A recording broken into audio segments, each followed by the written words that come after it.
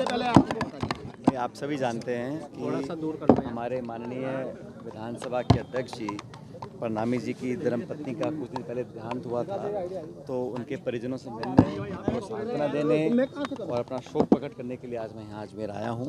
और मैं उम्मीद करता हूँ कि परमपिता परमेश्वर अपने चरणों को जगह देकर उनकी आत्मा को इस सिलसिले में आज मेरा अजमेर आना हुआ है। कल दिल्ली में जिस तरह से ब्लास्ट हुआ है, क्या कहना चाहेंगे? देखिए, बड़ा ऐसे दुखद हादसा हुआ है और देश की राजधानी में इस प्रकार से जो विस्फोट हुआ, अभी तक मुझे जानकारी मिली कि लगभग 8-9 लोगों की जानें गई हैं, सैकड़ों लोग इसमें घायल हैं और बड़ा निंदनीय घटनाक्रम है और बड़ा एक संवेदनशील इलाके में इस प्रकार का ब्लास्ट हुआ है।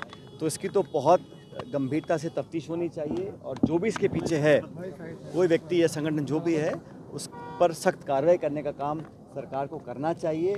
और लॉ एंड ऑर्डर देश की राजधानी में अगर इस प्रकार खराब होता है तो बहुत चिंता का विषय है। मैं उम्मीद करता हूं कि जो घायल हैं वो जल्द स्वस्थ हो जाएं और बहुत जल्द एजेंसियां, पुलिस, गृह मंत्रालय और सरकार उन लोगों तक पहुंच सकें जिन्होंने इस इतने बड़े विस्फोट को अंजाम दिया है। सर, आज जनता और बिहार में चुनाव है।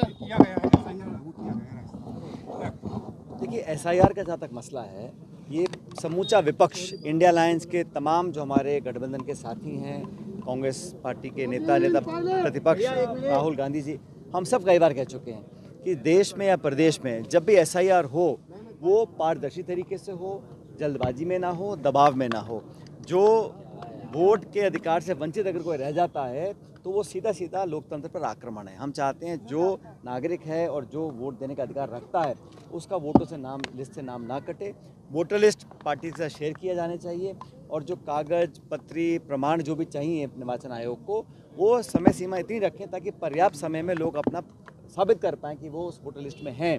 जैसा बिहार में सूचना मिली है, लाखों लोगों के नाम काटे गए हैं, एक एक मकान में 150, 200, 250 लोगों के नाम जोड़े गए हैं। जो लोग जिंदा हैं उनको मृत दिखाया गया है और मरे हुए लोगों के नाम जोड़े गए। तो ये सारी जो बातें हैं इस दिशा की तरफ संकेत करती हैं कि SIR के बहाने कोई पॉलिटिकल एजेंडा निर्वाचन आयोग अपना साधे ना।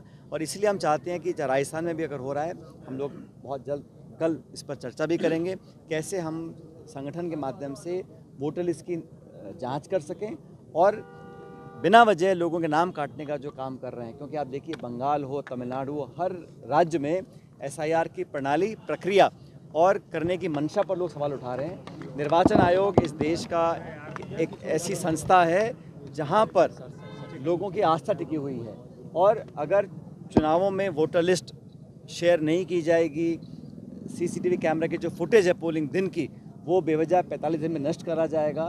तो ये सब बड़ा चिंता का विषय है। लेकिन कांग्रेस पार्टी के तमाम कार्यकर्ता मुस्तैदी से हर गली, गांव, मोहल्ले में जाकर वोटर्स को चेक करेंगे और जो 18 साल से ऊपर है उसकी वोट जुड़वाएंगे और अगर गलत वोटर्स को करवाने का काम। सर, 2002 की जो है वो मांगी जा रही है भाग संख्या, ऐसे में आम पब्लिक जो है परेशान है। देखिए, थोड़ा दिक्कत लोगों को हो रही है, लेकिन सुप्रीम कोर्ट ने इसमें कुछ दिशा निर्देश दिए हैं कि पोलिंग के दिन 12 या 11 और ऐसे प्रमाण हैं जो वोट देने का अधिकार लोगों को सकते हैं। सुप्रीम कोर्ट के इंटरवीन करने के बाद लोगों को थोड़ी राहत मिली है, लेकिन निर्वाचन आयोग की जो कार्रवाई अब तक आई है वो ना तो निष्पक्ष है और ना ही वो पारदर्शी है।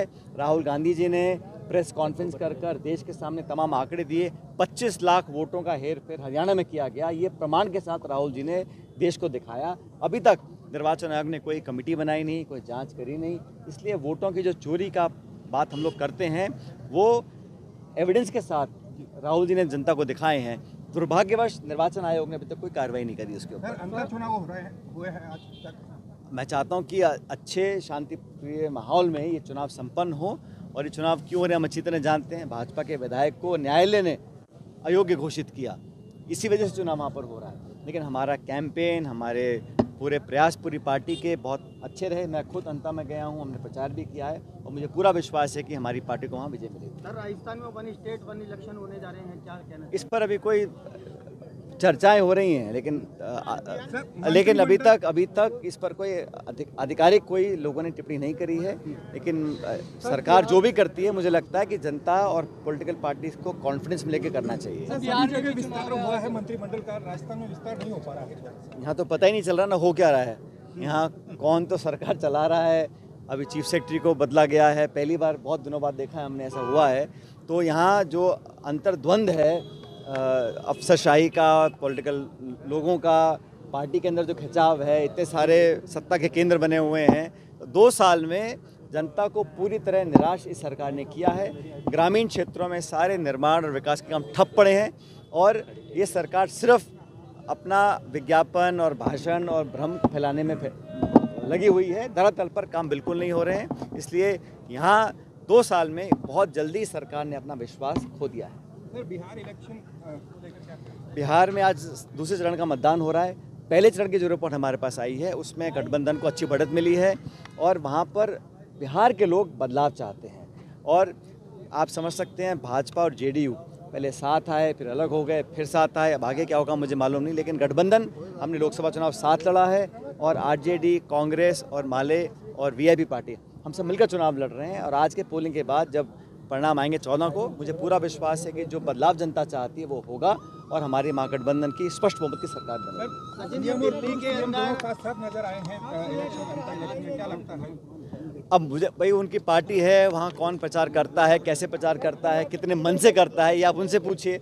हमारी पार्टी ने पूरी ताकत लगाई है, बूथ तक हमने नेताओं को भेजा है और अच्छा माहौल है। तमाम सरकारी मशीनरी के दुरुपयोग के बावजूद भी मुझे लगता है कि कांग्रेस पार्टी जीतेगी।